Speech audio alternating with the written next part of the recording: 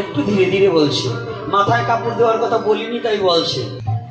এই যে মস্তকে যারা কাপড় দেয় না, সনাতনী নারী বিবাহের সময় স্বামী মস্তকে কাপড় তুলে দেয় না? না দেয় না? এদেশে দেয় না? না, ভারতবর্ষে কম দেয়। এই জন্য মেয়ে ছেলে ভারতবর্ষে কাপড় রাখেই না মাথায়। উদ্দেশ্য হচ্ছে এই, আস্তে যারা পরপুরুষকে মস্তকের তালু দর্শন করাবে বিবাহের পর থেকে, ওই নারী মৃত্যুর পরে যম যাতনা পাইবে, 80 মণ ওজনের একটা শকুন হইবে, 2 কাঁধে পা রেখে এই ঠুকরিয়ে ঠুকরিয়ে মাথার গুলো আস্তে আস্তে খাবে, তখন বুঝবে কেমন যন্ত্র। এই জন্য নাম জপ করবার সময় কিন্তু মস্তকে কাপড় দিয়ে নাম জপ করার বিধান গৌরীয় ধারায়। মস্তক ঢাকে ঢেকে, গতকাল আমার দাদা বলছে সখী অনুগত, অর্থাৎ সখী অনুগত হবে কখন? নিজেকে নারী রূপে সুসজ্জিত করে। খালি দেখাইলে হবে না, নারী ভাবেও নারী থাকতে হবে, অন্তরেও নারী, বাহিরেও নারী।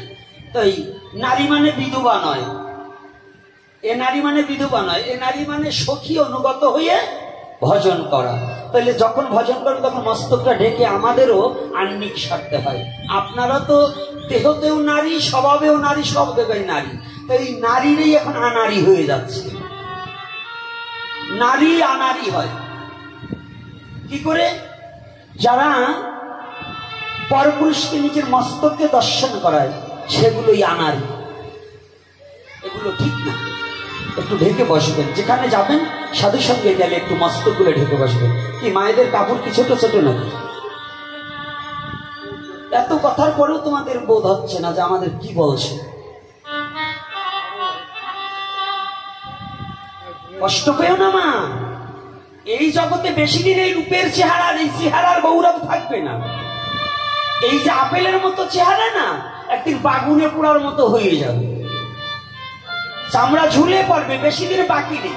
আজ তুমি যে রূপের গৌরবে ধর্মের বাধা মানছ না, পিতৃপুরুষের বাধা মানছ না, তোমার যা ইচ্ছা তাই করছো, এই চেহারা বেশি দিন থাকবে না। ও গো সুন্দরী, 2 দিনের এই রূপের মাধুরী। গাবো না? ও তোর জৈবনে লাগিলে ভাটা, জৈবনে লাগিলে ভাটা, জৈবনে, ও তোর জৈবনে লাগিলে ভাটা, সেদিনেই হবি বুড়ি। ও গো সুন্দরী, 2 দিনের এই রূপের মাধুরী। তাই তো? কয়দিন?